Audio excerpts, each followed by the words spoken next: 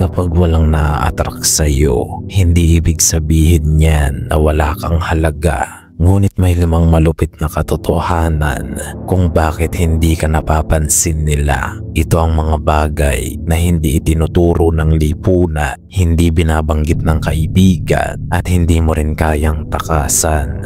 Dahil ang atraksyon, hindi yan aksidente lang. Hit the like and subscribe button kung hilig mo ang mga ganitong content. Let's begin. Number 1. Boring.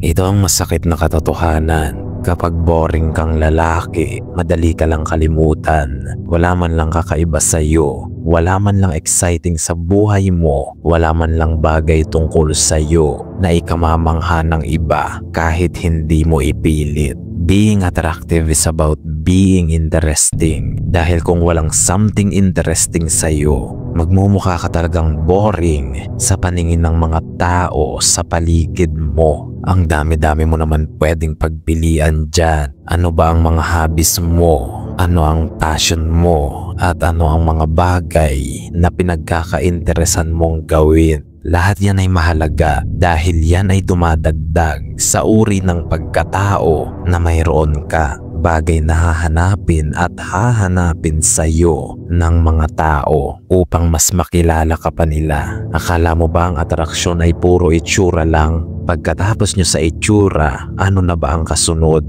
Di ba kailangan mo nang kilalanin yung tao at iyon ang magsasabi kung mananatili ka ba dun sa tao o hindi kapag nakilala mo na talaga? Dahil ang itsura sa simula lang yan. Parang packaging lang yan. Kapag puro ganda lang ang packaging mo, wala namang kwenta ang laman, wala ring silbi, aayawan ka rin ng tao. Nga pala, open na ang ating membership para sa may mga gustong sumali at makinig sa mga private content. Join Kawan Membership kung interesado kang malaman ang iba't ibang taktika ng lipunan, gobyerno at sistema. Dito natin i-expose ang matrix na mayroon ng bansang ito. Number 2. Unassertive. Sa mga lalaki dyan, makinig kang mabuti dahil napakahalaga ng isang ito. Lack of assertiveness is a massive turn-off. Huwag ka nang magpaloko sa mga trending at uso na male archetypes gaya ng performative male, soft voice at kung ano-ano pang kalambutan. Mga pauso lang yan ng mga taong gustong magmukhang importante.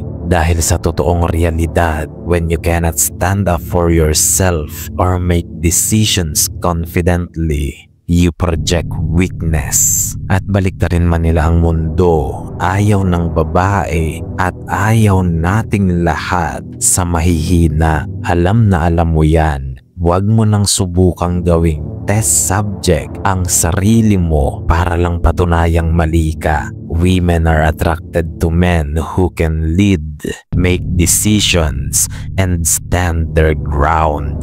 Yan lang yun. Walang arte, walang filter, straightforward. Dahil kung makikiuso ka sa mga naglalabasang male archetypes sa internet na puro kalambutan lang, tinatrader mo na ang sarili mong masculinity, niyuyurakan mo pa ang sarili mong pagkalalaki, ginagawa mo lang isang kahihiyan ng sarili mo. Huwag kang magpapauto sa mga nakikita at naririnig mong uso. Number 3. Complain too much. Kung hindi mo pa alam, ayaw ng mga babae sa lalaking puro reklamo sa buhay. Yung lalaking uunahin magreklamo kaysa tumahimik at humanap ng solusyon. Ayaw na ayaw nila dyan. Dahil kapag ganyan ka, negativity and lack of control over your life ang ipinapakita mong imahe sa mga kababaihan. Ikaw yung lalaki na mahina at iyakin. Kung ikaw yung babae, tingin mo ba attractive yan? Malamang hindi. Pandidirihan mo pa yan. Kalalaking tao tapos napakareklamador sa buhay. Ang laki naman masyado ng bibig mo. Walang babae ang gustong sumama sa lalaking puro reklamo at napakaiyakin. Draining yan masyado, unattractive at sign of weakness. Kaya imbis na magreklamo ka, tanggalin mo ang ulo mo sa problema at mag-focus ka sa solusyon. Ang buhay ay hindi madali. Alam naman nating lahat yan. Kaya imbis na umiyak ka, magpakalalaki ka na lang. Hindi ka na bata para magreklamo ng magreklamo. Magpakalalaki ka na. Number 4. Too available. Pagdating sa atraksyon, ito ang tatandaan mo. Scarcity creates attraction. Ibig sabihin, kapag may buhay ka pa rin na mas mahalaga sa labas ng dating world, mas nagiging desirable ka dyan. Ang pagkakamali ng maraming lalaki, nagiging masyado silang available sa tao. Iniisip kasi nila na ang ganitong act of kindness ang magbibigay sa kanila ng lisensya para maging attractive.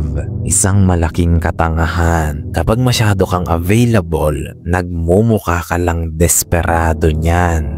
At ayaw na ayaw ng babae sa mga desperado. Nagmumukha ka kasing creepy na lalaki na may hindi magandang intensyon kapag ganyan ka. Huwag mong pabayaan yung private life mo para lang sa babae. Alalahanin mong may buhay ka outside of dating. Unahin mo lagi ang purpose at buhay mo. At huwag kang magpapakalunod sa babae. Huwag na huwag mong ikakansela ang mga plano at pangarap mo para lang sa babaeng nakilala mo sa club or dating apps. Isa yung katangahan na pagsisisihan mo ng malala. Number 5. Playing the victim.